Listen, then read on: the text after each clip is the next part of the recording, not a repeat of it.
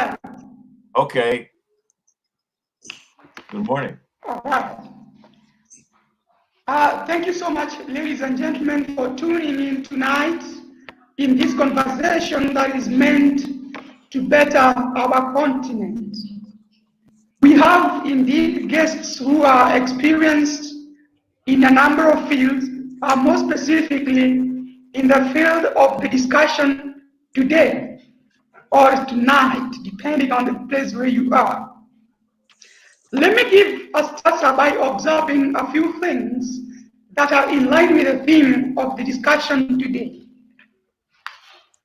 Africa, in many quarters, has been said to be a continent of prosperity, a continent full of wealth. Our wealth has been captured and taken captive by world leaders. And let me reflect on what causes poverty and economic deterioration in the African continent.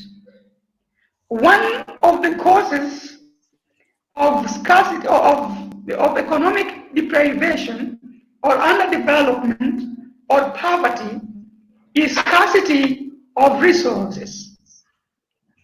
These resources that may cause poverty in a given country includes land, labor, capital, etc.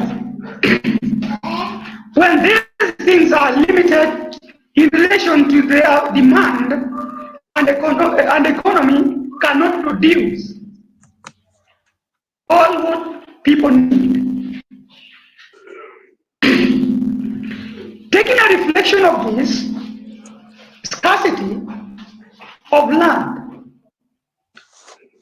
it has been demonstrated that Africa, or the African continent, has the largest land across the globe. Africa has arable land that, according to World Health Organization, says that it can feed the world. But it is a contradiction that with such resources, the African continent is still in need. When we look at labor, which is manpower, Africa has a larger population, over 1 billion in population. But this labor is underutilized. We have these resources. Africa has the biggest number of the youth, but seldom are their resources utilized in the development of the continent. Now the question that arises, what is really the problem in our continent? I would say that we have pollution in governance, pollution in the economy, and the whole system is rotten. This is based on the fact that when leadership is right, then everything got to go right in any country. We also have brokers in the continent and in our individual countries who are still trading and tolerating the colonial masters. These brokers come in form of leaders, political leaders, who continuously sell us out to the oppressors. And as a result of this, we have corruption, we have bad governance, we have theft of public resources that leave the citizenry impoverished and it is a fact that if we need to change the aforementioned observation, it will take the affected population or people to solve these problems. You cannot expect people who cause the very problems to heal your land and your needs. It is a pity that our governments continuously look to the West and to the Chinese and to Asia for help, for donation, and they grumble and scramble for loans in those countries. It is high time that our people must recognize that unless the citizens, the affected masses, come together to sort out these messes, we shall be narrating the same stories, yet passing a painful legacy, a painful history, and a painful continent to our children and to our children's children. Again, in this conversation, we are going to look at the spirit. We are going to look at how we're going to connect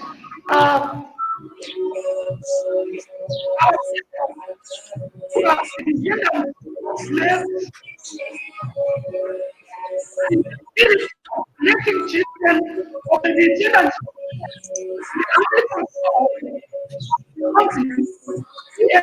working for an exchange program with the people of African descent amongst to learn and absorb best practices that employ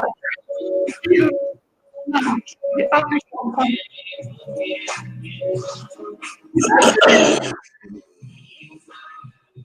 In the panel, we have great men. One of them is Professor William Andrew William. Andrew William, the philanthropist and a creative producer of the Universal Media Network. The Election Network means CRN TV. It's a network news and the Vortex channel. He is an executive producer of conversations with Andrew Williams Jr., committed to reach and grow its 300,000 plus double ops in subscriber base, dedicated to delivering globally resourced regenerative solutions, localizing sustainable development goals. He is a co-author of the 2012 Kwanzaa Accord Social Contract and also a business development director. Before I bring to us Sir Andrew Williams, allow me to play an introductory video that will enable us to understand the remarks or the introductory remarks that I've just given.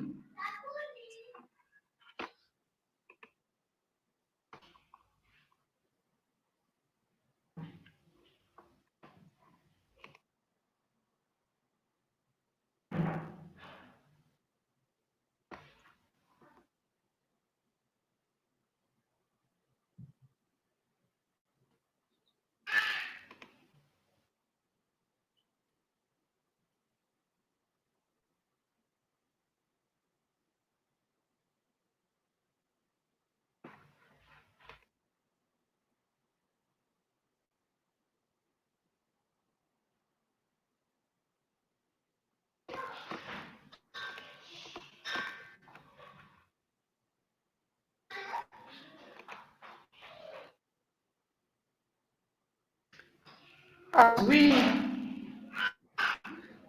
connect it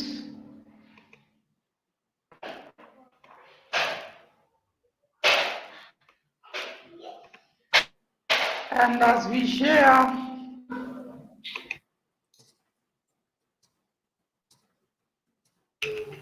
and there we go.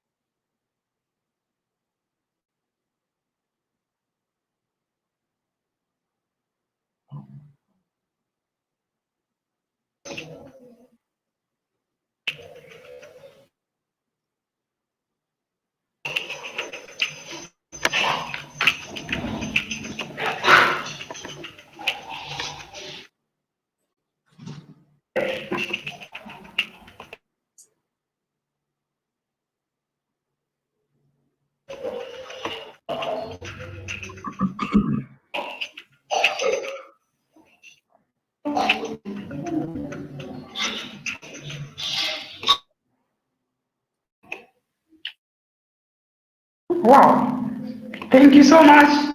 And now I bring to us Ambassador Andrew Williams to give his opening remarks in regards to the conversation that we got to have today. Welcome, sir. Well, thank you so very much to yourself and to, excuse me, and to Marvin Gaye and to our audience. I'm certainly very pleased to be here as a member of the African diaspora. The short video that you just saw introduced me as Ambassador Andrew Williams Jr. I'm not appointed as a political ambassador. I'm in fact a community ambassador.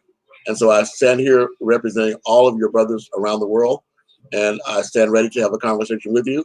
But first, I'll bow to my brother, Mr. Marvin Gaye, to do his introduction. Thank you so much. If I may, I would like to come at the end of you. Thank you. My name is Marvin Gaye. Well, thank you. I certainly appreciate that. Let's see how I can do this now. I do have a screen, a separate screen, and I'll share my screen with you. That will be the first step I'll do. Just a moment, please.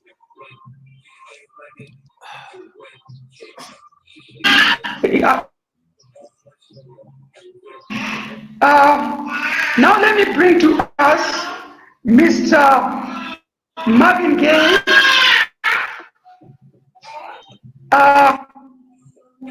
the chief guest of today. Mr. Marvin Gaye is an activist. He moved from activism, that is from activist student to acting student. A journey filled with spirituality and filled with valued benchmarks. Among them, journalist, tennis player, father, milkman, community organizer, politician, financial service representative, and the people's advocate. Without ado, that background alone indicates that this is a man that is dedicated to the good of humanity. And I will just share the screen to show a few captions that he shared with us.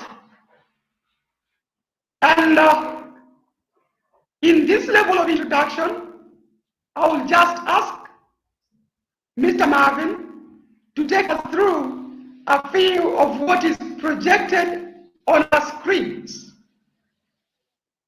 Mr. Marvin, we have quite a number of captions here. Would you mind taking us through them as I even usher you to give your presentation of today? So Before we just move on, I would ask Mr. Marvin to take us through what we are seeing on our screens, and thereafter he will move in to give his presentation. Welcome, sir. Thank you very much, and thank you for inviting me to be here today. What you have before you was just a quick pictorial biography that I put together for you to use as you wish.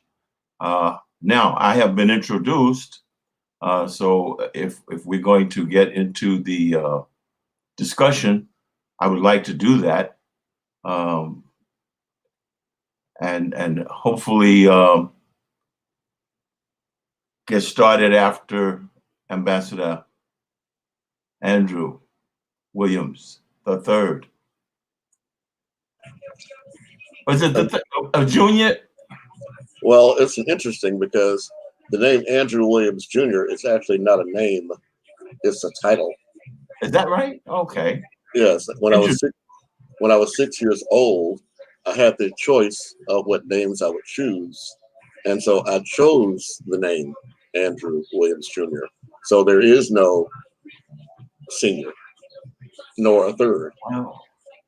That's amazing. At the age of 6, you had the presence of mind to do that. Now, there's a story behind that, and I'm anxious to hear it. Well, it begins when I was 18 months old, because then I began speaking in complete sentences. And my first question was, where is God? And this is because my mother, who was 40 years old when I was born, had no expectation that she would ever have a child, had no preparation for a child. So all she knew how to do when I was born was to read me the Bible. That's all she knew how to do. However, you've heard the saying that I'm not an African because I was born in Africa, but because Africa was born in me.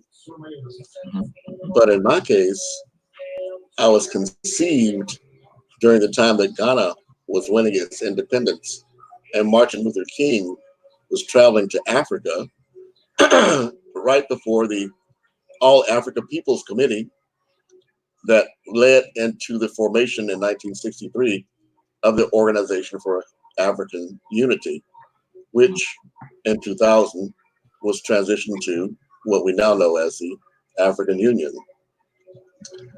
Now, I survived my mother's attempts to abort me because she believed that the world in which she had been born in and the world I was about to be born in was so unjust and unfair that she didn't want to bring another life into the world where we are. So my story is a story of the diaspora to an extent. And it took me many years, of course, to have an understanding of what the reasons were behind it. It took me many years for her to tell me about it. In fact, I was born, as I said, on April 24th of 1958. It was almost 10 years exactly later, on April 4th of 1968, when Martin Luther King was assassinated, that I was first called a nigger by the same white pharmacist or clerk that I've been purchasing my newspapers from and also my comic books for 5 years. But I have to tell you, Marvin, that she actually said this in such a way that she was trying to convey to me that she was doing me a favor, because she said exactly, you better keep your dirty nigger hands off those books or you'll end up dead like that nigger King. Now, I had no clue what that meant, Marvin. So I went home and told my mother. She came back and chastised the woman. And then we had what in the United States, at least, is called, we had the talk. And the talk was the opportunity for a mother to inform her son about the life that he was living and the lifestyle. In my case, my mother was not educated, but she was well read. And she made it very clear to me at 10 years old that unfortunately, in her opinion, Martin Luther King had been assassinated simply because, or not simply because, but because of his shift from talking about civil rights here in the United States to economic rights here, as well as human rights in the world. She used that example to make sure I understood that as far as the United States were concerned, we people of African descent were a minority. But on a global scale, we are in fact not. And it was the fear of the society in which I was born that prevented them from seeing a way to reconciliation. They believe that if we were in fact to achieve a status of equality, that we would end up treating them the way that they had treated us. In other words, exterminate them. However, I bring that only up, Marvin, to say that that was in 1968. That changed my life in many ways, because what she further told me was that at one time, all people on Earth came from one place on Earth, and they did not call it Africa. They call it home. Okay. Because as far as they were concerned, the entire world, the entire Earth is their home. There was no need to name it anything. But she did tell me that I would first have to survive, and then I would have to reconnect the human family, because the bloodline of the Europeans and the indigenous natives here and the Africans all run through my blood. So it's all my family. So my task, I'm a civil rights baby to that degree, Marvin. So my presentation today is really somewhat of an oral history to your listeners, Josephat, because I think the better way to understand how we can all connect together is to understand what Mr. Dewey Boyd said last week. There is no difference between us, whether born in Africa or Jamaica or Brazil. There is no difference between us. We are all one people. And so the time that we take to spend on talking about the differences between us and the failures that we faced are not just wasting breath, they're wasting the most precious resource on earth, because that's not gold or diamonds, it's actually time.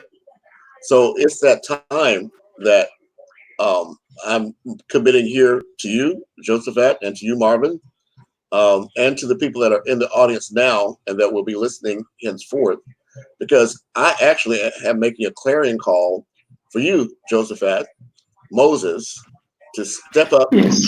and stand Yes. up and live out the character of your soul by sharing and demanding that the route you're taking with the 365 days of civic engagement in Kenya be spread throughout not just 17 other countries where you have thousands of volunteers, but for you to actually extend that throughout the entire continent of Africa.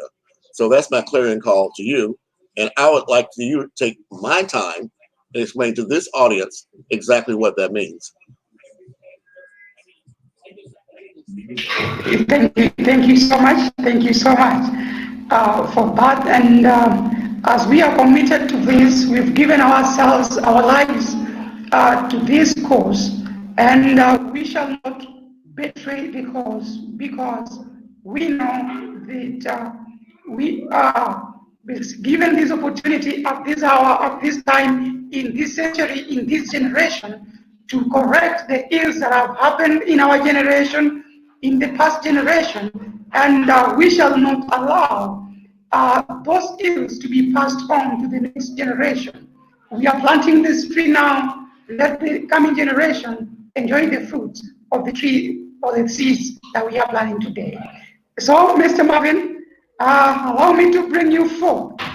Today we said that we'll be looking at the economic prospects or the social prospects of the continent, and further we're going also to reflect on the exchange program that we might have between the United States, or between people of the African descent in the diaspora and those in the continent. So I have the pleasure to interact with your people, with your audience today.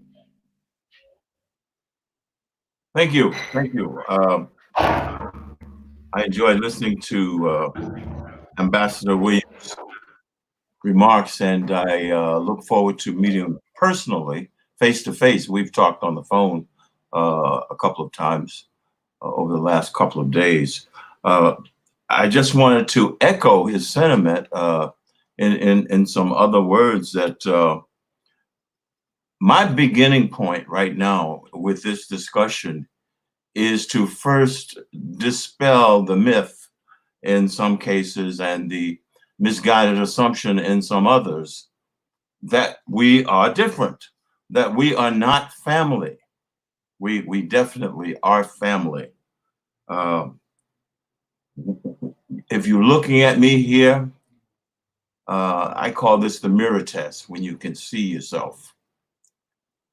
There may be some French in me, I don't know. There may be some Scottish. Those are the circumstances of my existence here in America. But when I look in the mirror, I can't see them. I can't see those aspects. What I see is African.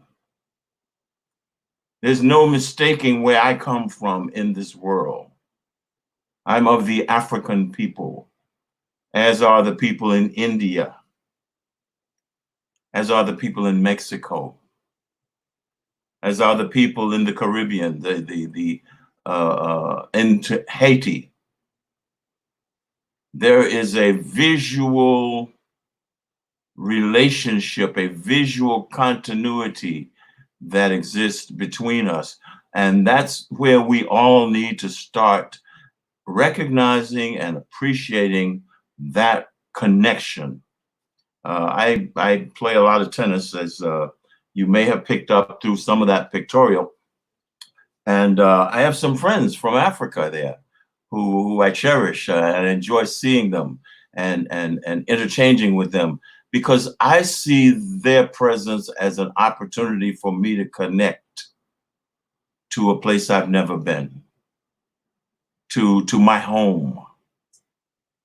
And I try to take advantage of that at every opportunity. Unfortunately, in some cases,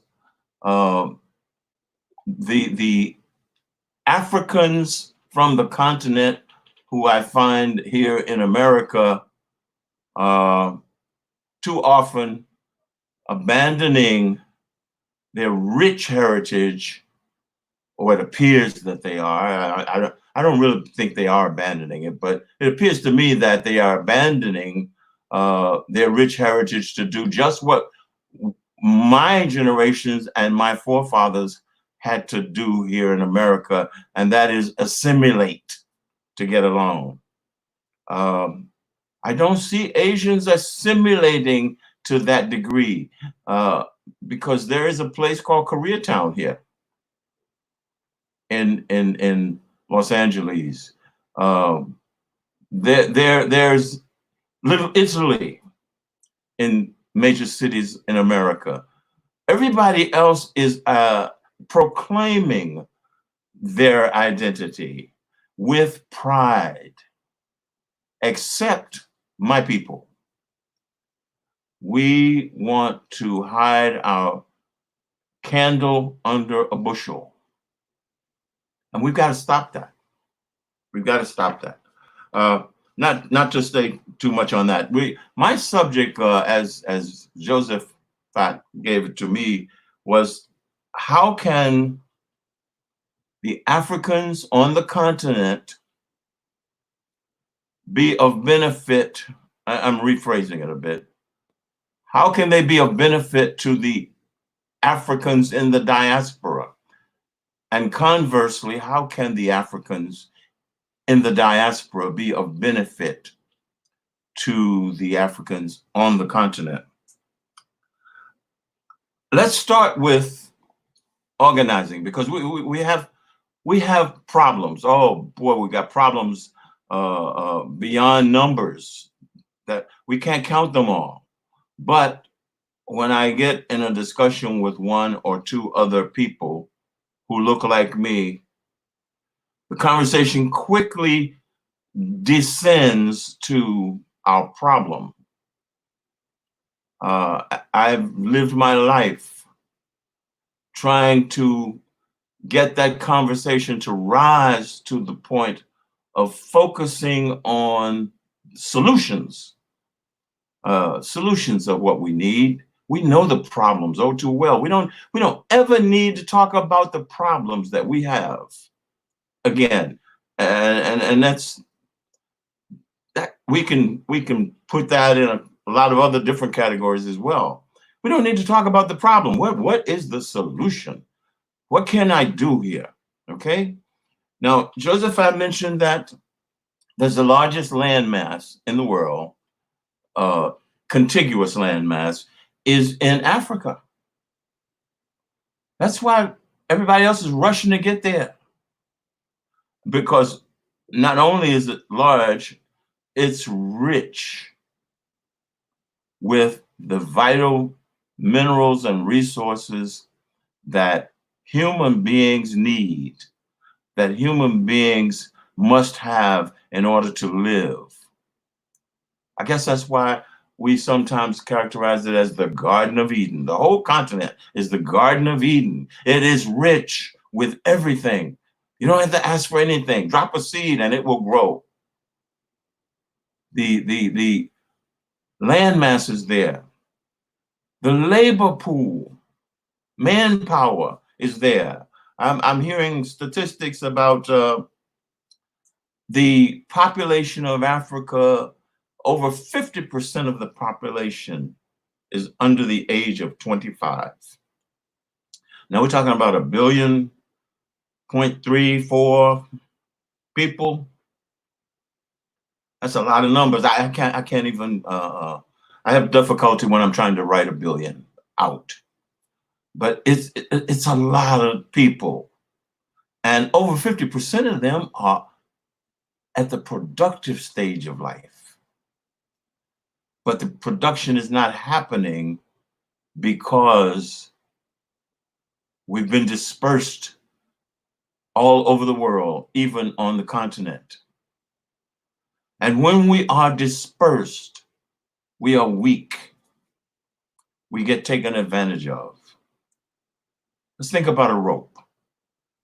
Think about a rope. Visualize a rope. A lot of little fine strands of fiber. Take any one of them by themselves and you can just boop, break it. Put them together, intertwine them, and you've got that rope which can pull a yacht, pull a barge, pull a car, move a house on the highways on a trailer. That rope,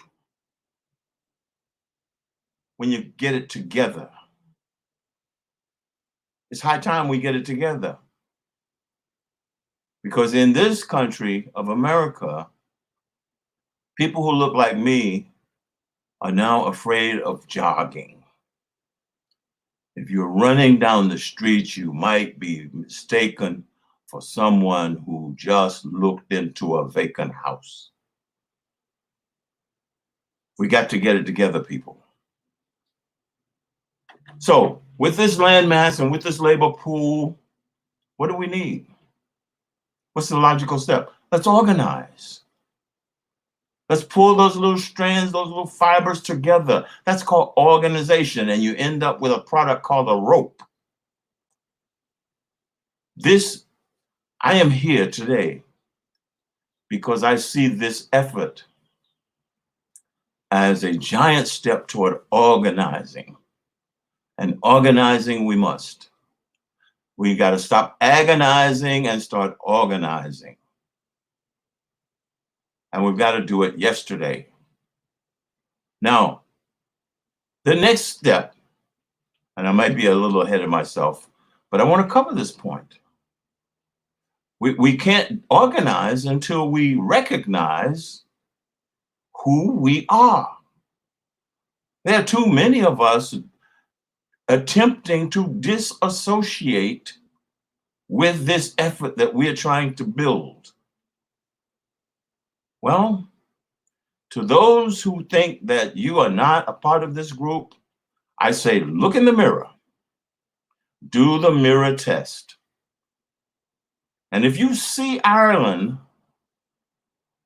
if you see Europe, then you need to go get that uniform on and get on that team, because you're just in the way of what we're trying to do. You have no benefit here. If you don't see yourself in this picture, then get in the picture where you see yourself. It's simple. We don't need to fight each other. Just organize where you should be. I'm serious. So we organize, we manage the group. Now, one of the things that came to my mind when I was thinking about this subject, and I want to get a little practical now, maybe jumping around a little bit. I'm going to hurry up and bring it to a close so that if there's anyone out there who wants to engage and add their voice to this discussion, I welcome it. I know Josephat welcomes it. I know Andrew welcomes it. And we want to have a productive discussion. As I said, we spend too much time with the problems. And to that, I say there's an old song that many may not have ever heard of. Some have. And the sentiment of the song, it should be practiced by us every time we engage our mouths, every time we engage our minds. And that is, accentuate the positive, eliminate the negative, and don't mess around with Mr. In Between. That's a simple formula. If we stay on that track, we'll get somewhere. Accentuate the positive. If it's not positive, don't even bring it out. Because it does not add one strand of fiber to this rope that we need to pull us out of this quagmire we're in. Accentuate the positive, eliminate the negative. Don't mess around with Mr. In Between. Practically, if we're going to come together and benefit each other, the continent to the diaspora to the continent, I think it would be very good. I'm so happy to have run into Josephat Moses, a young man with a vision, a young man with energy, and a young man who is thinking with his mind, not Toby's mind. He's thinking with Kunta Kinte's mind. And that is what we've got to do. Probably before we organize, we need to lobotomize. Because here on in the diaspora, we are generating our thought processes with an engine of education that was put here by somebody else. I call it the Toby syndrome. Our minds, our Kunta Kinte minds that we were brought here with, was quickly beat out of us. And symbolically, Kunta Kinte was murdered and replaced by Toby. Now, if I spend my life trying to, I can see the problem. I'm trying to solve it with Toby's mind. Well, Toby's mind is racism on autopilot. Racism on autopilot. This mind does not know its way back to Africa. It never was intended, it wasn't programmed that way, okay? It was programmed to keep the divide wide. We've got to lobotomize and get Toby's thinking out. We got to re-educate ourselves. We've been miseducated. We've heard this so many times, but I think it's worth repeating. We've got to re-educate ourselves. And that education does not just begin with our 400 or 500 years here on this continent of America. That education needs to go back, way back, to the time when we were the cradle of civilization, when we civilized this world. We did that. We built pyramids that are still standing, and we're worshiping and copying and trying to be like people who cannot fix a pothole that lasts from season to season. It's ridiculous. But Toby makes it make sense. It's not ridiculous in Toby's mind that we got to fix a pothole every 6 months. But I come from a people who built pyramids that are standing hundreds of thousands of years. All the weather in the world has not been able to deteriorate them. Well, that spirit is alive and well, buried, maybe buried deep, but we've got to excavate it. We've got to bring it back up. And in this process, I would think that it would be very helpful if I, in the diaspora, and I have been entertaining, I'm going to go on record here as letting whoever's listening know, I've been entertaining the idea of relocating, spending my September years on the continent. I'm a part of a one-way trip that brought my ancestors here, and they never got back. I haven't been off of this planet. I haven't been off of this continent, rather, forgive me, since I was first set here. So I want to do the round trip because I know that there's something in me that's been contacted years and years ago, maybe all of my life, because I was, as a student, as that little, I can't think of the word I want now, but that photopage was meant to suggest. I've been an activist since the time I was a youngster. And I was working for equality because I thought that was right. But it's not equality that I want, it's respect. I will never be respected until I do something. Okay? We want to be respected, we got to produce. My father died in 1984, and I was so depressed. My best friend.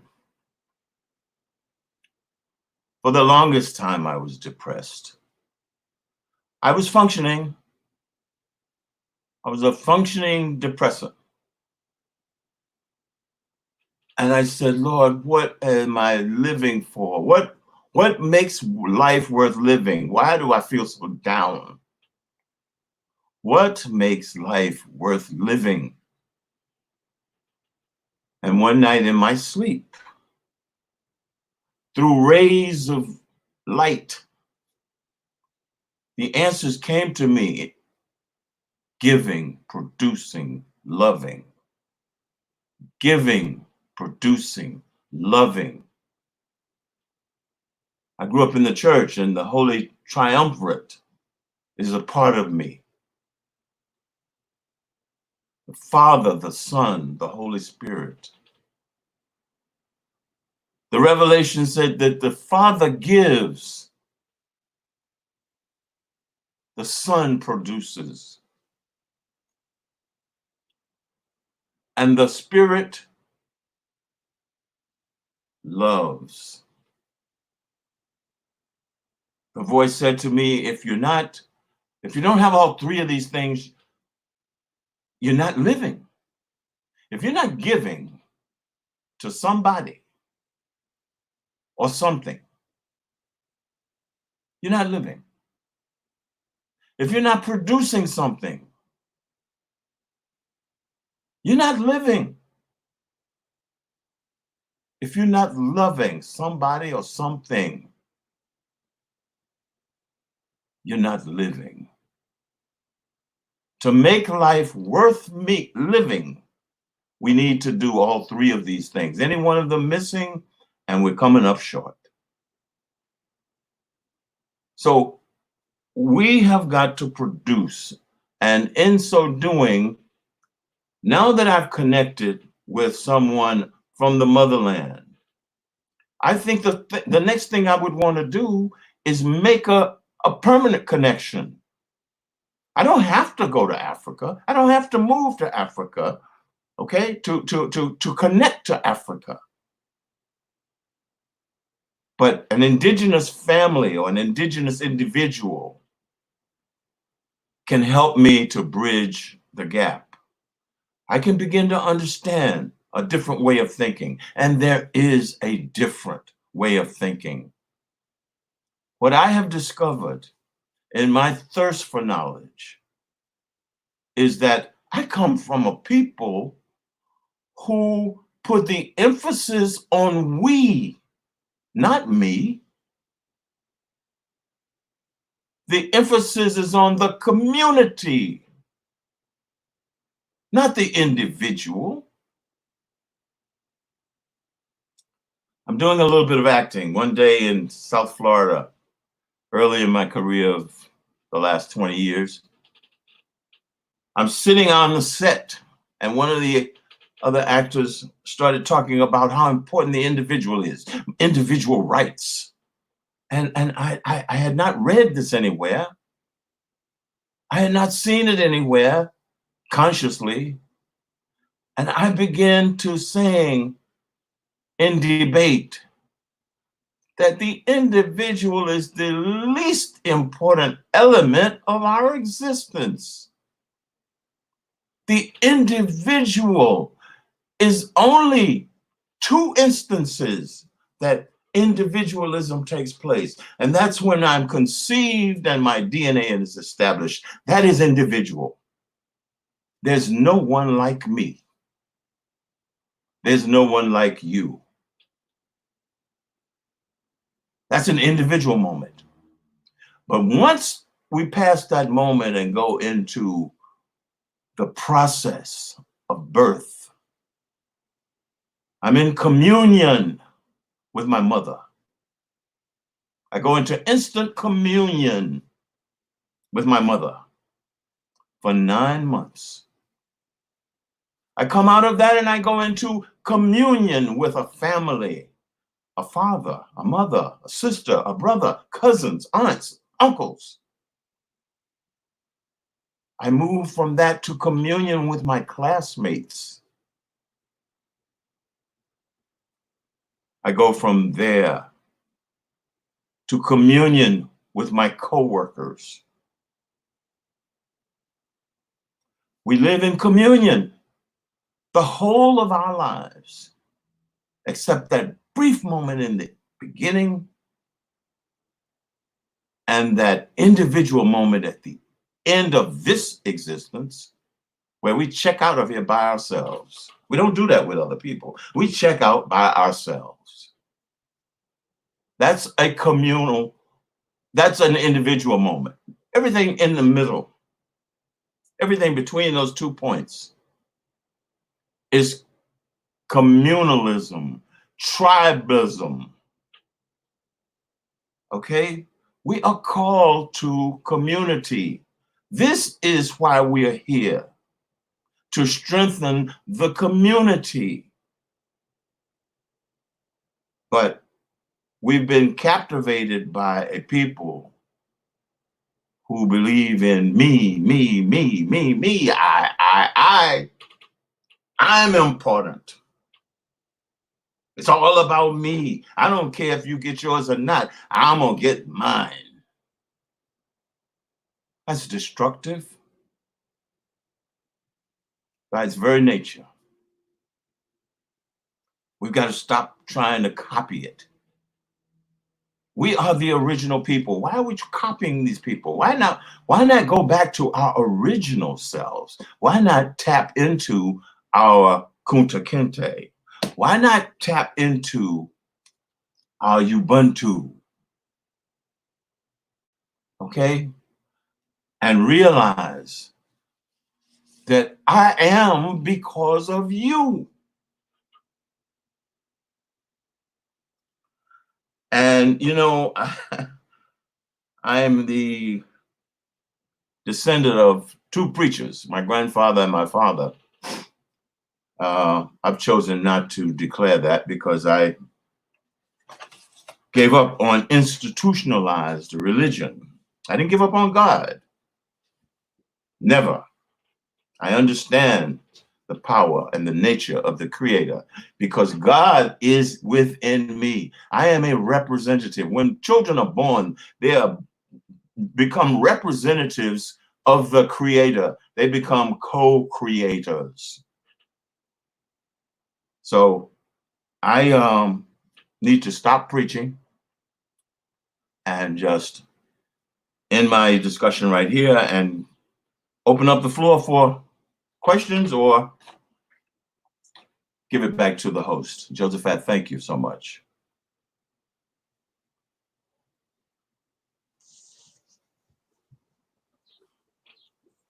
Did everybody leave on the, oh, I ran everybody out. I have a way of zero. I get zero. Thank you so much, Mr. Marvin, for that wonderful presentation. Just before we welcome any input from the audience, if there be any, allow me to bring to us Mr. Andrew Williams also to give his input in line with the discussion that we've had today. Well, thank you so much. In the chat below our screen on the Facebook page, I have posted several links, and they do speak to some existing relationships that are already in place that are intended to provide a way for there to be economic exchange between the African continent and the African diaspora. I guess many of the listeners, particularly those on the African continent, might be aware of what's called Agenda 2063 that was formed by the African Union. You may or may not know that there is a group of 15 plus Caribbean islands and observer states that form what is called CARICOM. These are sovereign states or sovereign nations in the Caribbean, and they, along with those same Africans that Marvin mentioned earlier in Mexico and Central America and South America, particularly Brazil, and specifically Bahia, Brazil, which has more people of African descent in that one South American country than the country of Nigeria, which again is only an item of data unless we convert that into usage. So here I am, or actually here, both Marvin and myself, we're here in Los Angeles. We see, or at least I have seen, I've been here, I was born in Georgia. I moved here to California in 1980. So I've been here for 40 years, and I've watched the development of this location. Los Angeles has two of the busiest ports in the United States. And until this crisis happened, We have one of the busiest airports in the world. 40% of all the goods coming into America come through Los Angeles. We have the largest manufacturing hub in the country still. And yet, the part of Los Angeles that is populated by those people of African descent is that part of Los Angeles that does not produce enough economic activity for the amount to be counted in the county statistics. Nevertheless, Josephat, we are in a position. You've heard the term location, location, location. We are in a location where, for example, there will be a $1.2 billion subway line that opens next year that for the very first time will bring passengers, all passengers traveling into LAX airport, except those that take cars, will actually have a chance to use a subway or a railway, which might be above the ground, that for the first time ever comes through the heart of what is known as Black Beverly Hills. And that's because it's one of the 10 highest per capita incomes for the African American community in the United States of America. However, 10 years ago, the population was approximately 71% African American. And in the last 10 years, that has rapidly changed. And in the next 10 years, unless there is a replenishment of people of African descent, we will actually lose the majority in this last cultural hub west of Mississippi. So what I proclaim and suggest, Josephat, is for something that Marvin suggested, not just ask how the diaspora can do more business with Africa, but ask how Africans can do one thing that is almost unheard of, which is drive foreign direct investment from Africans and Africans in the diaspora from Africa who are actually living here amongst us to step up and align their efforts with ours, because they can see just like we can see what's happening, but to bring in foreign direct investment, not in remittances, whereas people are sending a few dollars to help their families, but in a collective manner, so that these dollars can begin to spend the billions of dollars that are necessary to own land, which will be worth 5 to 10 times its value in 10 to 15 years. It's those kind of necessary steps, Jehoshaphat, that will show that we are growing in maturity and growing beyond that Toby mindset to understand that while there are over $1.5 trillion of consumer dollars being spent through the African American community, it only turns over in our community less than one time. Whereas in other communities around us, that turns over 5 to 10 times or more. So the highly educated Africans, because the Africans in America are the most highly educated group of all Americans. The minute that those Africans begin to connect together with us Africans here, seeing there being no difference except that we were here before they got here and now they're here. So as we begin to work together, Jehoshaphat, everything else will fall into place. Yes, definitely. Wow. Sure. So that is a very, very powerful, that we are taking in, and that is why the second bit of the question that was arising.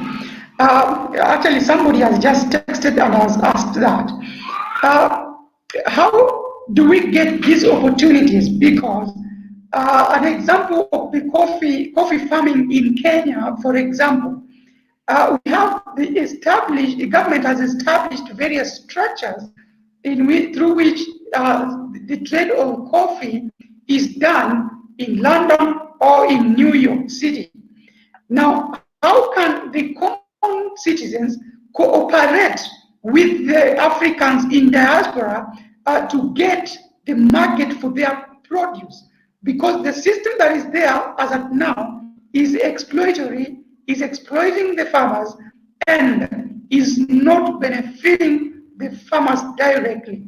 So that is where the aspect of the international exchange program, the exchange between the African diaspora and the exchange between the Africans in the continent to be enhanced. So how can we make this workable? I'll defer for your first answer, and then I'll contribute with my thoughts if you have something to say. I'm not sure I totally got the question. I was making a note of something here. How the question is regarding the farmers. Could you restate the question, please? Yes. So the question is, this is an example. In Kenya, we have coffee farmers. These coffee farmers are taken advantage of by the middlemen and societies, or we call them brokers, who in turn take a lot of profit and give farmers meager profits. And this trade, it's between Kenya and USA, or Kenya and London. The reason as to why this is happening, the reason as to why farmers are taken advantage of, they do not have any connection. They do not know how to sell their produce.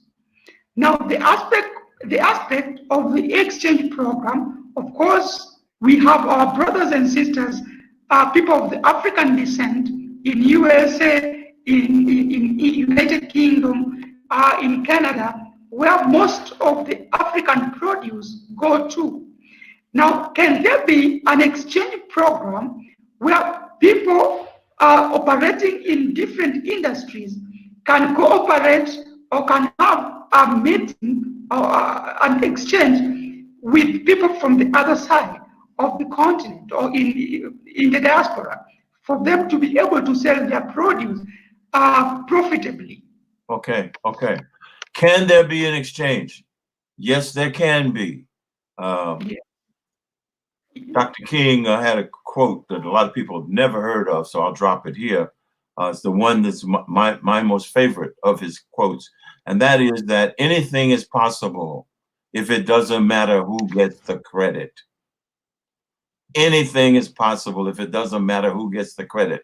Now, to your question, I would recommend, if I could have my hand in this, to find the upper echelon of farm management people in Kenya.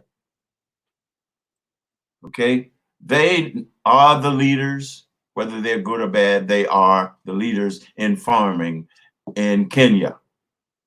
We need to tap into them and create a nucleus group to reach out to the upper management African-American farm interests in America, and have a delegation of 3 to 5 people. Between them, they can fund it, make it happen, have a summit, and see how can we help each other. Let us begin from this small group of 3 to 5 people representing Kenya and America. What can we do to help each other? How can we begin to trade with each other? Why am I buying my food from Ralph's when I can get it from Kenya? Cheaper. Okay? If that's not doable, what techniques can I share from Kansas in America, or North Carolina or South Carolina, wherever our farmers are centered, what techniques, what processes can I share with my Kenyan brothers so that they can begin to grow and take better use of their farmland and feed their people so they can stop having to buy the food through China, which they got up off the ground. China took it to China, and then they sent it back to you and charged you for it. It's ridiculous. Let's cut out the middleman. Let's start to dealing with each other. That's what I think should be done. Put the two farming interests together. Start a dialogue, have a summit, lay the situations out, find solutions. Thank you so much. Thank you so much. Before we bring Ambassador to our viewers, should you have any question or any input, kindly give us a call through the number that is scrolling on the screen.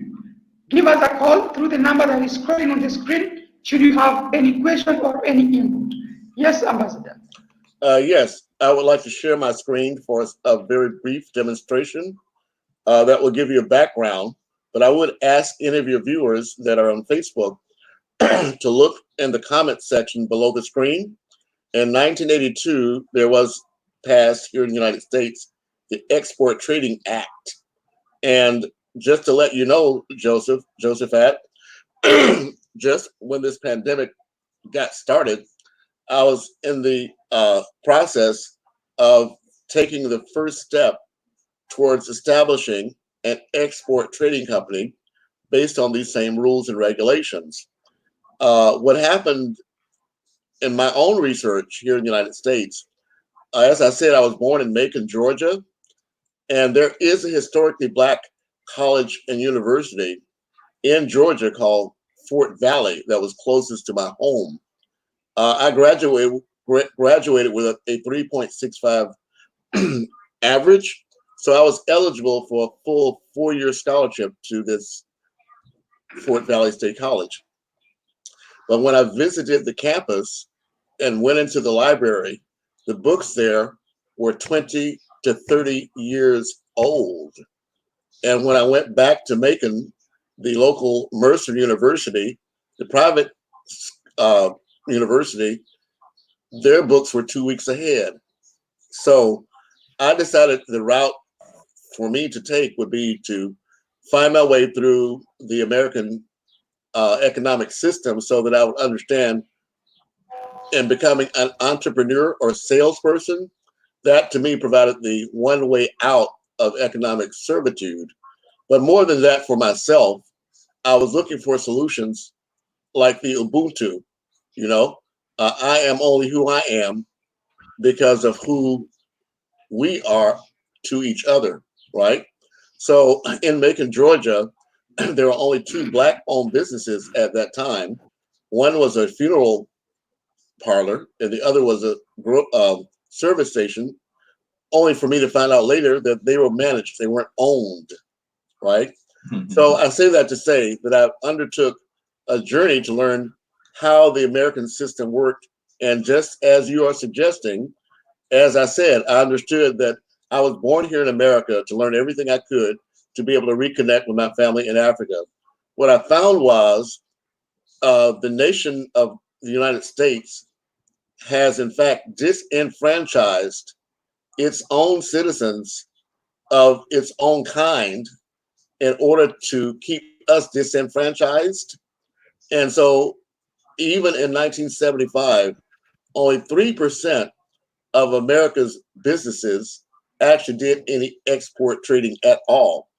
And from 1975 to 1982, that stayed pretty consistent.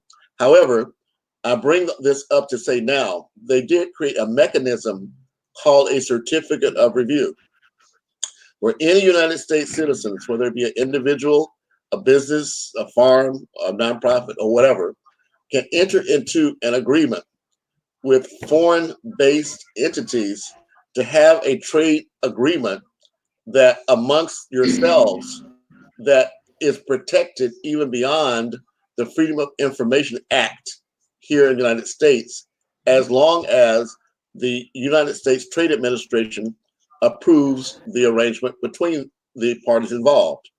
I say that to say, just recently, of course, as you may know, the AGOA Act was reenacted in terms of assisting interchange between certain countries, certain in Africa and here. However, you're in Kenya, and every 3 years or so, the country of Japan hosts, it's called the TCAD Summit. They just had the TCAD 7 in Nairobi, Kenya in 2019. This is showing you that there are, in fact, ways that are already happening that we can tap into once we mature ourselves enough to plug into the system in such a way that it protects ourselves and benefits the future relationship that we're exchanging amongst ourselves, that does not threaten the status quo, but in fact supports the existing system. So that's a win-win-win situation. Oh, thank you for that. Another question that is coming up: how can we young people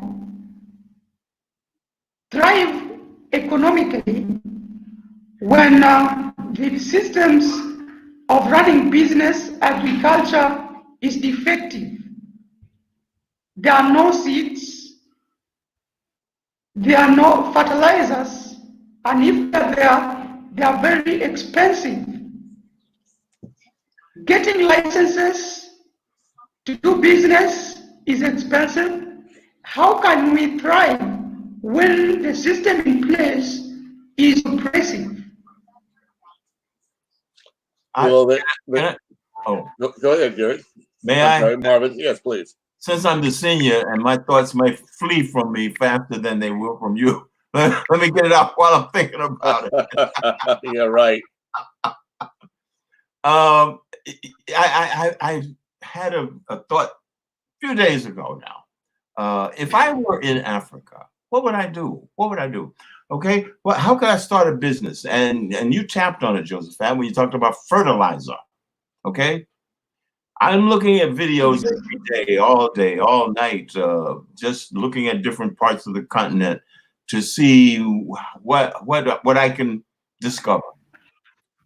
I see goats, chickens, cows all over the place, and a few pigs. Now, there's got to be waste matter, okay? In every little village, in every nook and cranny, there's got to be waste matter. Well, is it being utilized to the benefit of the As you respond to that, there is a question here. Can you recap this question?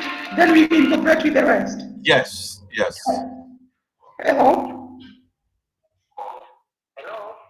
Yes, kindly, if you have any question or any input to the panelists, go ahead and ask the question. I'm calling from Guinea, West Africa. Yes. Republic of Guinea. Yes. I would like the social economic development and international relations. I would like maybe to participate on it. Yes. You know, the thing that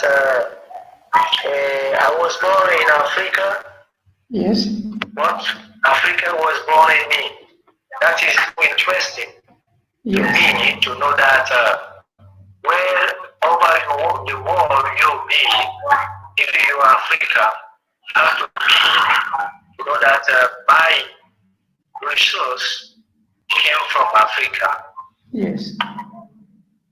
Africa, maybe in this war, you can see that if you like maybe to look at the black, the skin being black, But we don't say that when you're black, that say that is the end of the war. We are very intelligent. We can do most important things that the white people can do in this world.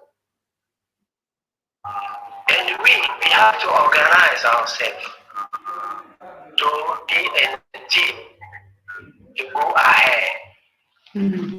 That's why we can have an strong economy for developing the country and the continent. And we can see all the other countries can be developed. They give the hand all together. And they fighting for the corruption. And they fight for maybe to not lie for the friend and parents. And to tell the truth with the people in the area they need. Our Africa, we have to give the hand all together. Yes. But participation for that, for the chance, I would like to ask a question about it. Yes.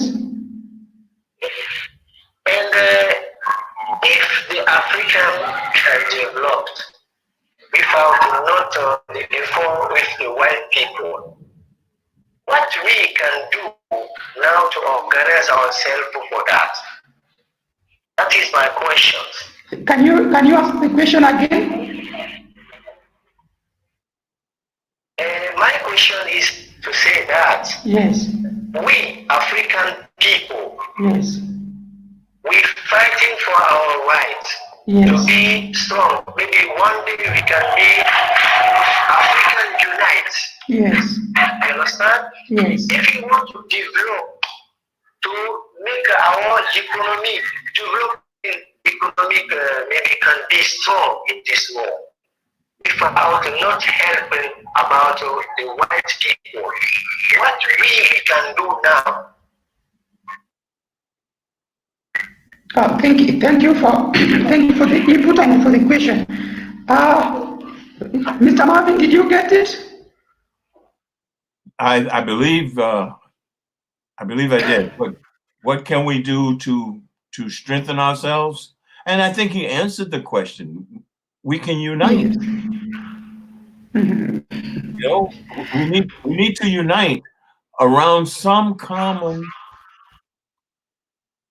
proposition.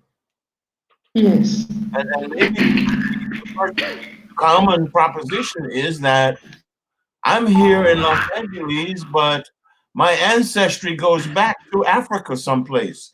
According to my DNA study I had done a few years ago, my father's side, my ancestry goes back to the Umbundu people of Angola. So I've accepted that the connection exists. Now, each and every one of us needs to accept that and respect that and stop fighting over who's who. I'm not you, you're not me, I'm not religious, I'm not African, you know, or the Africans saying, you're African American, you're not African, you know. Well, where do you think I come from? Switzerland? No. My roots go back to Africa. We have to start there and then organize at every step of the way positively. That would be my answer. And I think he had his own answer. We need to unite. Exactly. So you are handling this question of economic development on how young people can break the barrier and do business amidst stringent measures or unfriendly measures and policies that are in place by the government of the day in most of our countries in Africa.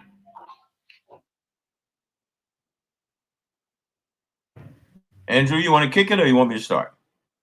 Well, thank you. Let me first say that, again, the answer is embedded in the question. There is no way for there to be any change on the African continent as long as 85% of the leaders, well, I won't say they're 85 years or older, but I will say that it's numbers count. And it has to be the numbers of the youth who are, in fact, in the majority, to themselves become unified to make a change. But in order to do that, in my opinion, they have to understand that they have the right to make the change in their life. I'm not certain how many of the African youth even know what the 30 Universal Declaration of Human Rights are or what it means to them. But I know that you, Josephat, are demonstrating number 29, which is responsibility. It is, in fact, critically necessary only for us to take responsibility as a whole working together to make the change. As you know, Dr. Dima Mahmood, who was on your show several times, demonstrated that citizens standing up can actually change a dictatorship without shedding a drop of blood. Just this past week, you had Makakuvu Ali El Bey, who was able to achieve a peaceful transition of power in the Gambia after untold thousands of people had died in trying to fight. It's only when they realized they had a unified cause, as Marvin indicates, that they were able to come to a solution. And I'm believing that now that we have technology that leapfrogged in Africa, the rest of the world, that now empowers your citizens from throughout the continent to be able to utilize their phones instead of being consumers, convert them to being producers and use that as a means of communicating amongst each other and causing there to be a unified change. Can that in fact happen? Ambassador, let me throw out a challenge. I think we got a phone call coming through. Let me throw out a challenge here right quick. Everyone who's listening from the diaspora, make it your business to make an individual connection with an indigenous African on the continent. I've got Joseph, and there are a couple of other people that I'm in contact with who are African Americans building in Ghana and in the Gambia. They're building complexes or compounds that we will be able to go to and connect.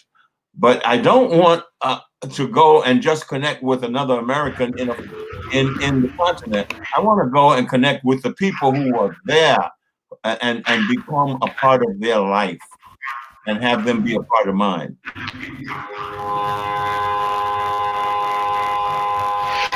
Thank you. There is another question that is very banal here. This text is from Tanzania, Tanzania, East Africa. She is asking, there are many foreign military bases in typically all African countries, and the superpowers or the colonial masters are increasing their military bases in almost all African countries, and they are scrambling to bring their powers in Africa. Second to that, there is an increasing growing debt by the African governments, debts that cannot be paid in our time. The question is, what does this mean to the future of Africa? Another colonization? Okay. Yes. Yes. Good points. The military, the military facets have gotten ahead of us. While we were talking about the problem and fighting each other, they were slowly moving their bases in. I'm so proud of former President Barack Obama, but under his administration, AFRICOM grew wings, and now we've got military bases from America all throughout the continent, ready to quell any physical problems.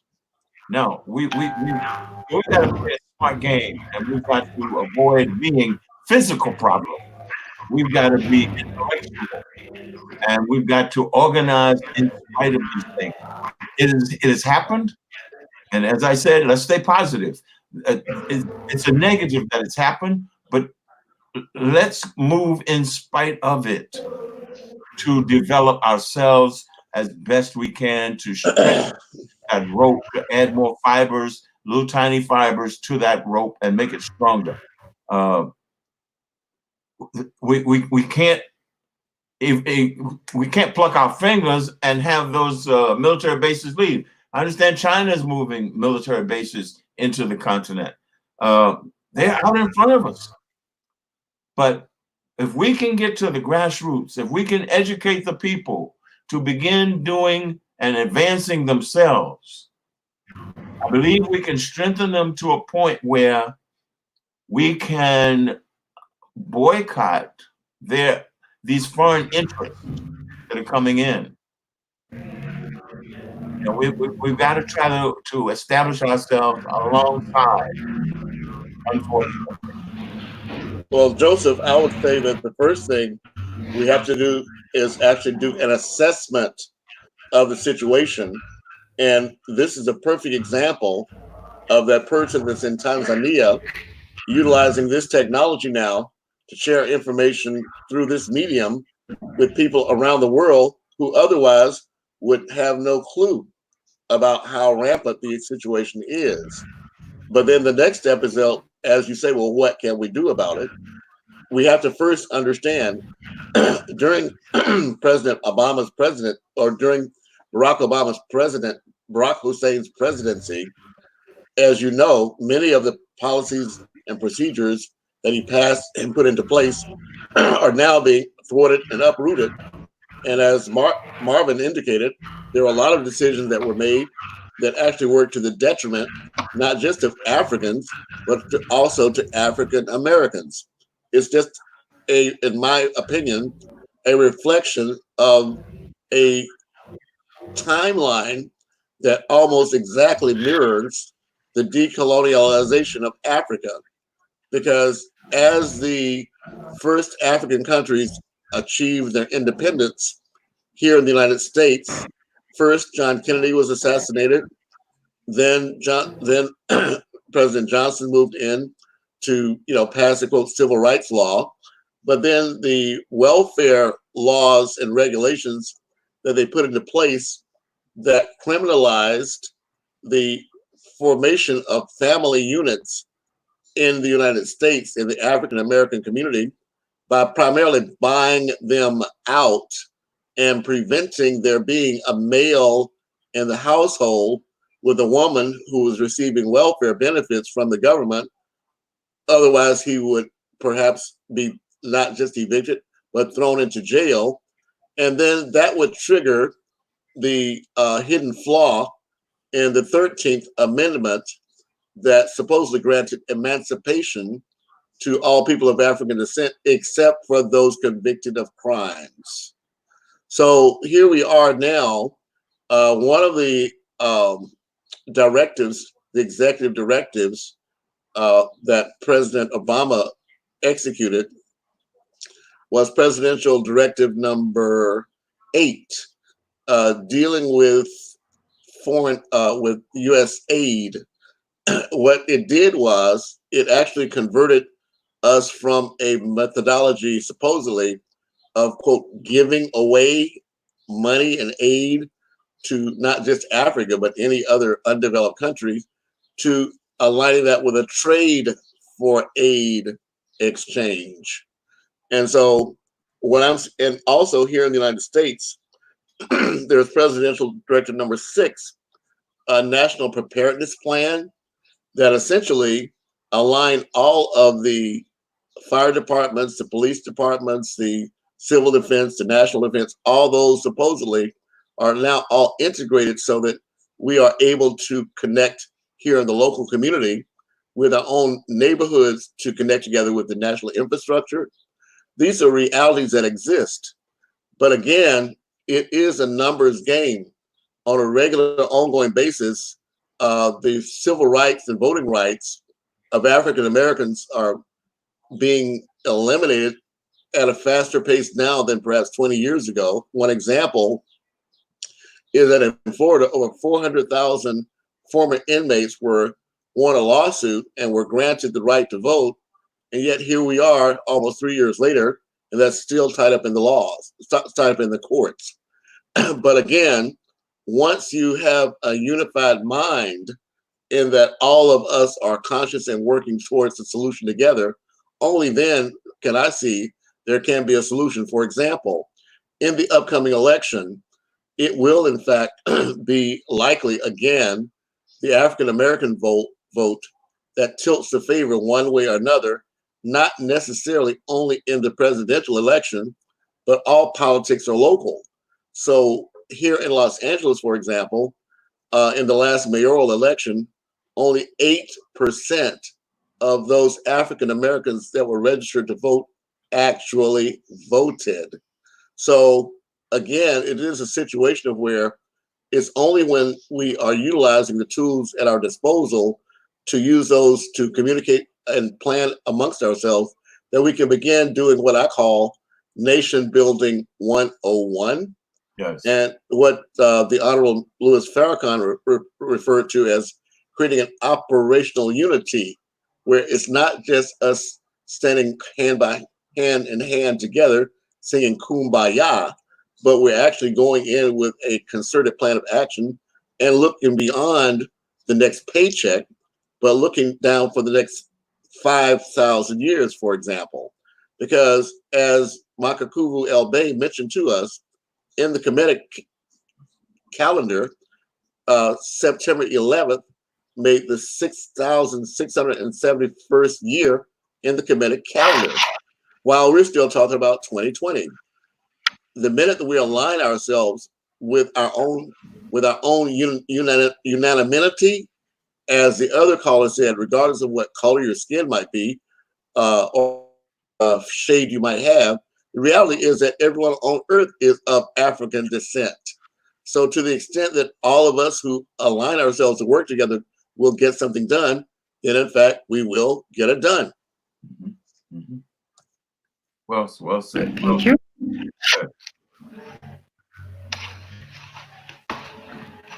Yes, Mr. Marvin, you want to add something?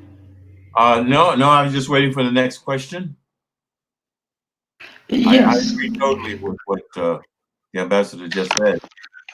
And I'm so glad that people have met him, because as anyone can see, we haven't met physically, he and I. We've talked on the phone briefly. Yes. We can be a team.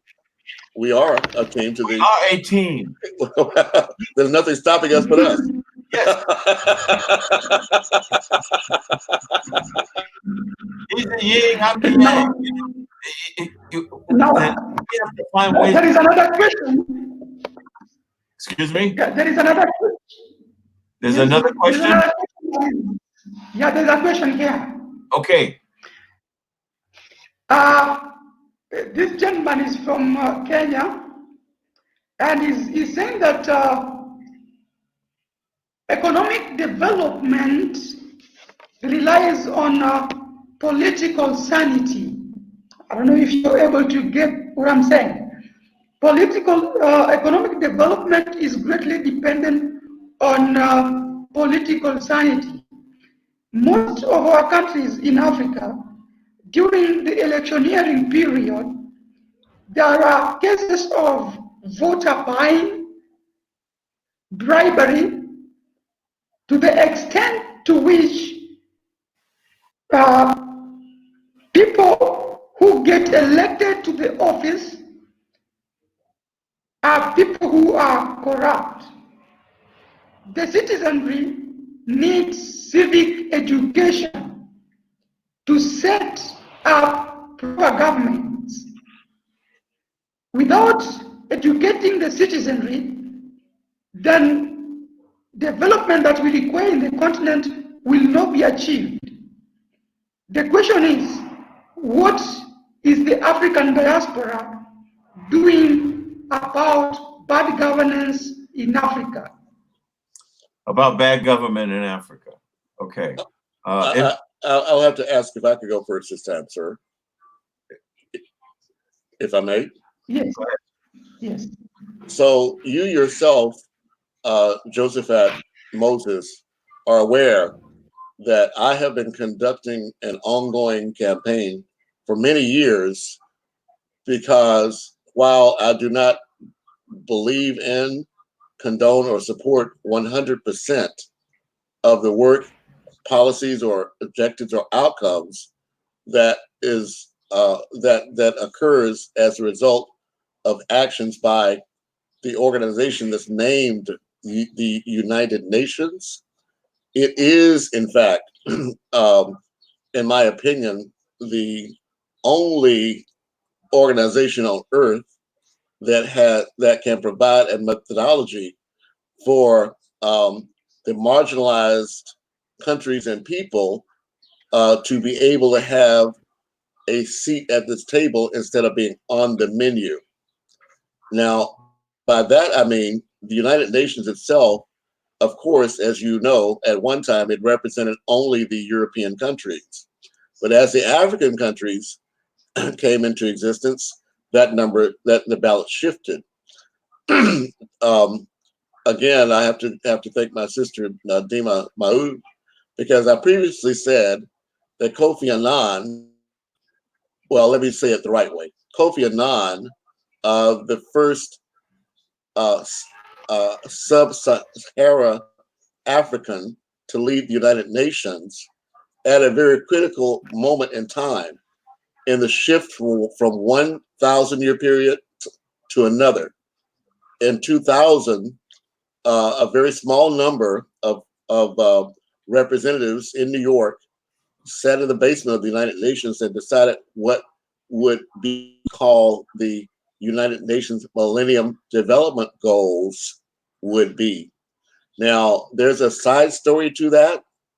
There's a big fight because African countries, in particular African Americans, were fighting for reparations, and they were trying to get language into treaties and agreements that were being held. But the default was that Durban conference was actually derailed. But the United Nations Millennium Development Goals began the process that we are now in the second phase of, called the Sustainable Development Goals. Kofi Annan was very much involved with all of the development of that in 2000.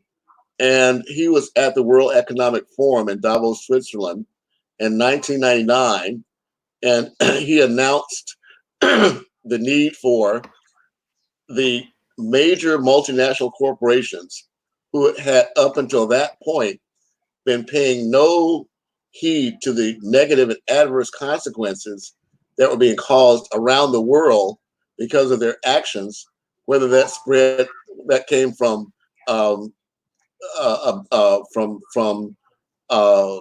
destroying rivers and destroying environments and destroying communities, to allowing their employees to rape and pillage the villagers. But at any rate, there was a handful of corporations, the top corporations at that time, that I think there were 40 or less, that he got to join what is now known as the United Nations Global Compact.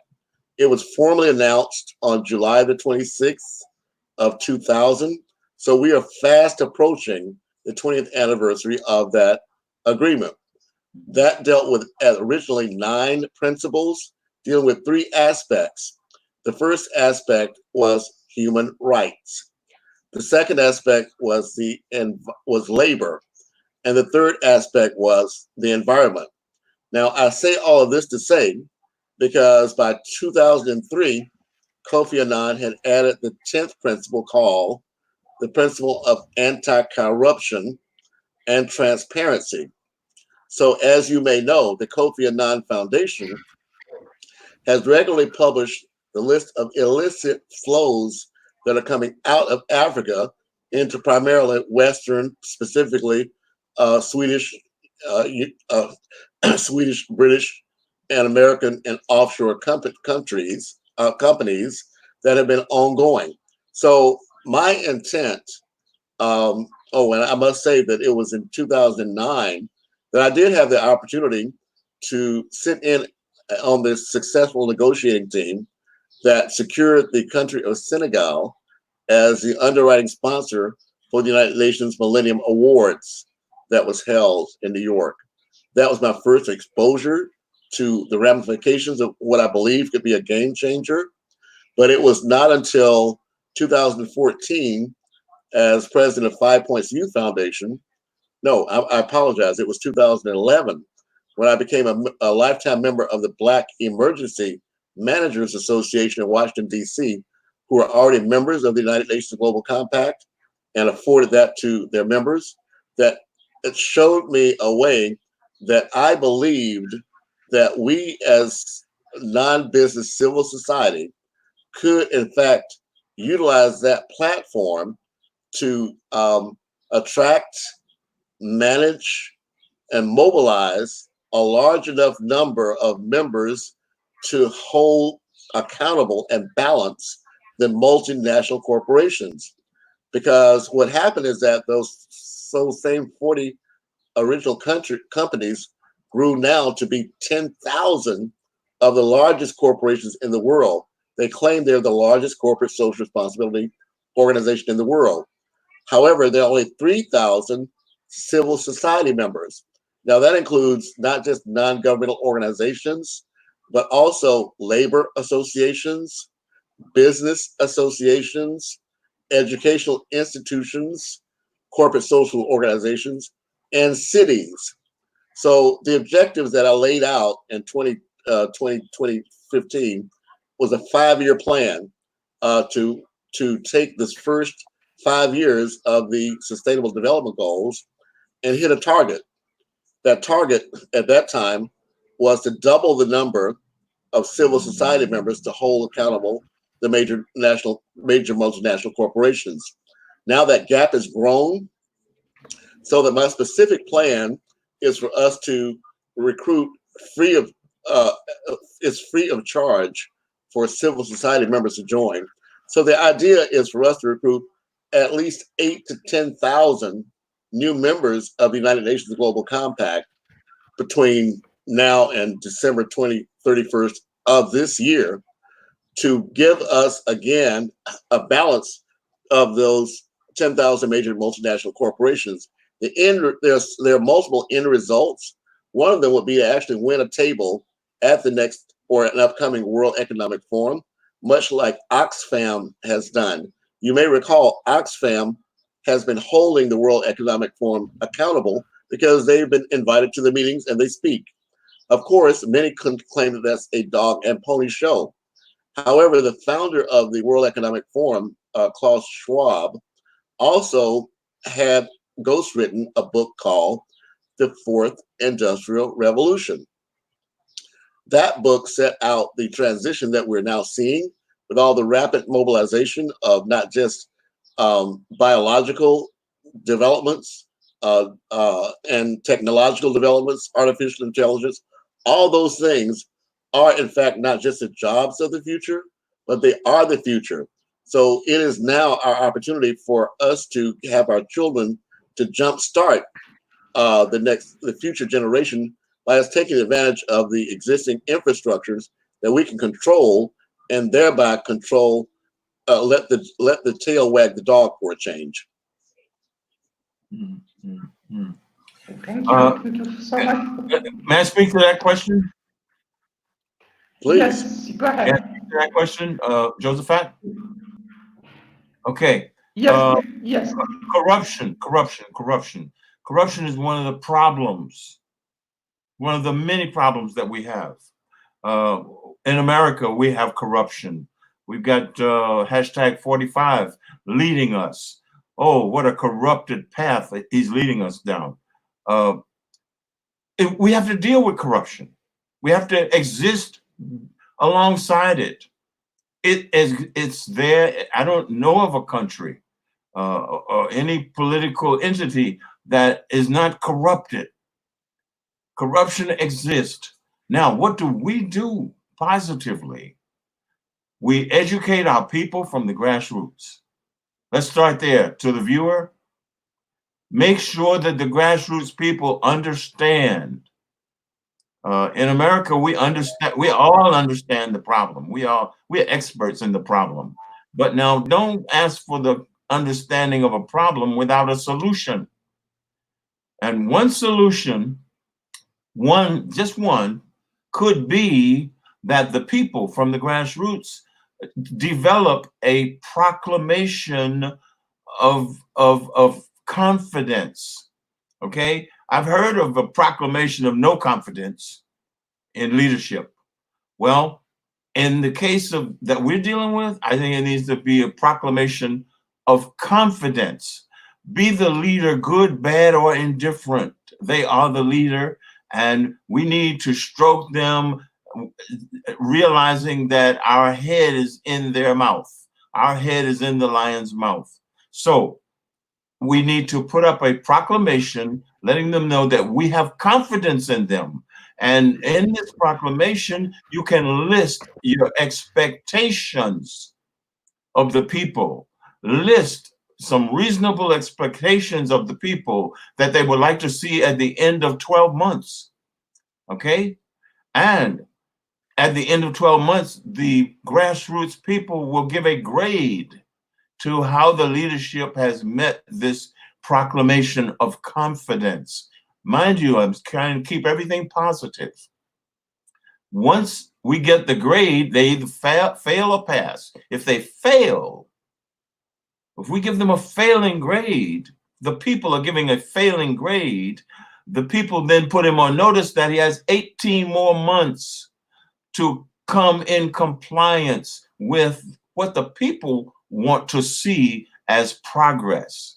At the end of that 18 months, if it hasn't been done, that gives that leader 2.5 years to know that the people are a little bit anxious for some change. And if that change is not met, hold a special election. Hopefully not a coup d'etat. But if that's the only way, that's the only way. How do you deal with a mountain? The problem of corruption is a mountain. You either go over it, around it, or you bore a hole through it and call it a tunnel. Perfectly said. Perfectly said. I think we are just coming to a close. Our 2-hour session is coming to an end in the next 6 minutes. And we don't have any further questions so far. So perhaps I will just reflect on what has been pointed out here.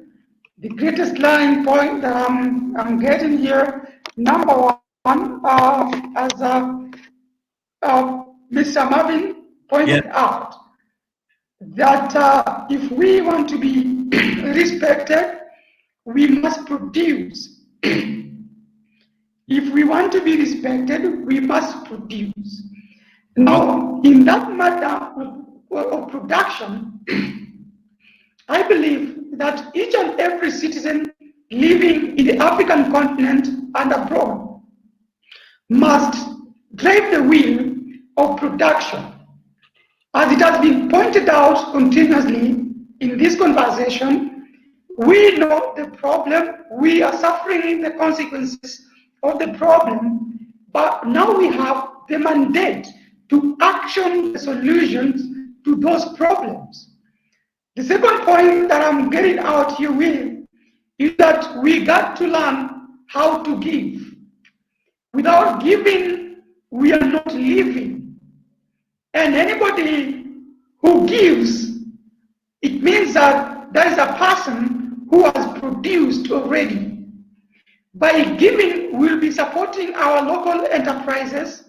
By giving, we will be self-sufficient amongst ourselves. By giving, we shall not rely on foreign governments for loans and donations for our enterprises to thrive. And also, we have to love. As it has been pointed here, we have to love ourselves. Somewhere I read that in the United States of America, black people kill themselves more than they are killed by the whites. And likewise, in the continent, it is because of lack of love amongst ourselves. That is why perhaps we tolerate corruption amongst ourselves. It is so to say that without love, we have to go out of our way to civically readjust the mentality of our people and educate our people from the grassroots levels up the ladder to shun corruption, to detect corruption, to shame corruption, and to abandon corruption, including executing or voting out the corrupt leadership in the system. And I think has been spoken about the individualism, existing as an individual. In the African context, individuality has never been part of our system. We've always operated in the spirit of Ubuntu. I am because you are, and because you are, therefore I am. We exist as a community and as a unit. As Africans, until the time that we will embrace the spirit of coming together and living together under the spirit of self-service, under the spirit of self-giving, under the spirit of voluntarism, under the spirit of philanthropy, and under the spirit of altruistic giving, we shall not see the light of the day, and foreign forces, negative powers, powers of the darkness might consume us as a unit. And therefore, those are the learning points that I've picked out of the conversation that we've had. I might not be able to mention everything that we've learned tonight, but again, let me throw it back again to our panelists to give maybe their closing remarks as we are moving to a close. Yes, Mr. Marvin. What am I expected now? I didn't understand the end. I said that as we are moving to a close, I'm bringing it back to you to give the closing remarks in line with the conversation that we've had today. Yes. Thank you again for having me. Again, I'm always trying to keep it in the positive lane. I'd like to point out to my friends in the diaspora, wherever you are, as I'm looking at the continent, the motherland, I'm seeing, even in the face of the copying European styles and ideologies, there's still a reverence for family. There's still a reverence for the elderly. Our family values are still intact at the tribal level, at the level of the village. In Africa, I am finding that the family values are still very strong. And I would hope that we in the diaspora would begin to copy those values of our people, and stay away from this meism, this I-ism, this individualism, this capitalistic race that we're in, this quest for money, which we don't control. We're trying to get something which we don't control. That's a waste of energy and time. So as a exchange between the two, the diaspora and the continent, I hope that we embrace the best parts of us that still exist within our DNA, even here in the diaspora. The best part of us, no matter how deep it may be buried, it still exists because you cannot erase the DNA. And let's copy our original self. Those are my closing remarks. Thank you so much for listening.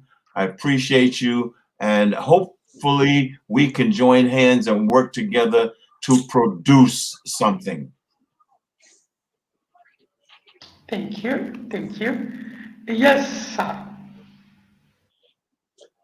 If that were an opening for me, then I have typed into the chat my email address, my WhatsApp number, and I ask anyone that has an interest in reaching out to me to do so through you or directly with me.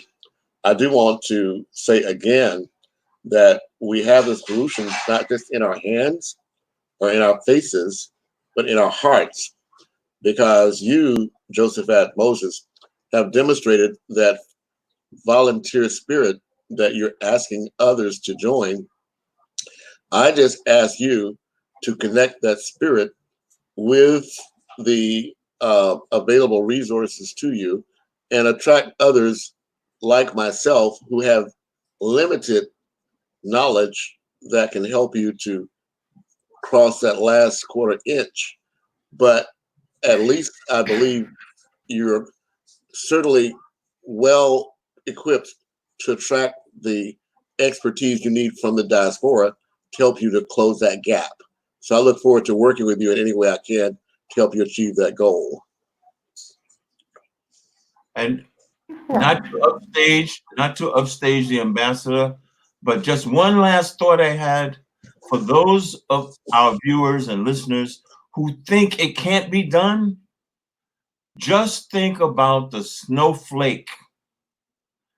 If you want to make a snowman, you have to begin with a snowflake.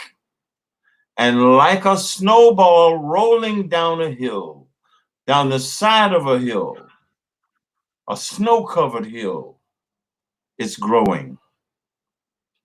It can be done.